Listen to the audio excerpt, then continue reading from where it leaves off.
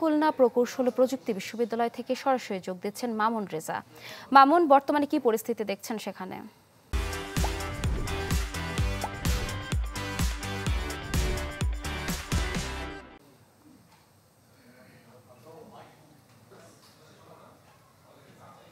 ইপসিতা খুলনা প্রকৌশল ও প্রযুক্তি বিশ্ববিদ্যালয়ের উপাচার্য এবং উপ উপাচার্য তারা প্রায় ২৪ ঘন্টার মতো কুয়েটের যে চিকিৎসা কেন্দ্র সেটির মধ্যে অবরুদ্ধ অবস্থায় ছিলেন।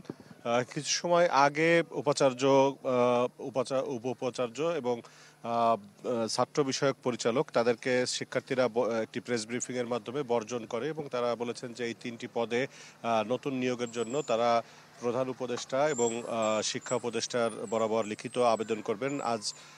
এরপর উপাচার্য কিছু সময় আগে এই চিকিৎসা কেন্দ্র থেকে বেরিয়ে যান। আর এই মুহূর্তে উপ উপাচার্য অধ্যাপক ডক্টর শেখ শরীফুল আলম তিনি তার গাড়িতে করে তার বাসার দিকে রওনা দিচ্ছেন এবং গতকাল বিকাল ৫টা থেকে তিনি এই চিকিৎসা কেন্দ্রে অবরুদ্ধ অবস্থায় ছিলেন। শিক্ষার্থীরা এই ৩ কর্মকর্তাকে বর্জনের পর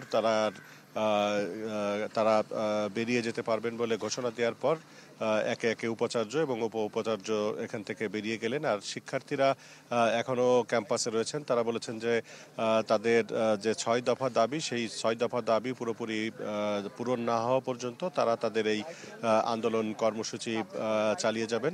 আর সকাল থেকে শিক্ষার্থীরা ক্যাম্পাসে বিক্ষোভ করেছেন এবং কোনো ক্লাস পরীক্ষা হয়নি। আগামী ২৮ ফেব্রুয়ারি পর্যন্ত একাডেমিক কার্যক্রম স্থগিত রাখার ঘোষণা দিয়েছে কর্তৃপক্ষ। আর এই ঘটনায় এখনো পর্যন্ত কোনো মামলা হয়নি।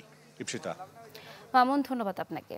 দর্শক, খুলনা প্রকৌশল ও প্রযুক্তি বিশ্ববিদ্যালয় থেকে যুক্ত ছিলেন সহকর্মী মামুন রেজা।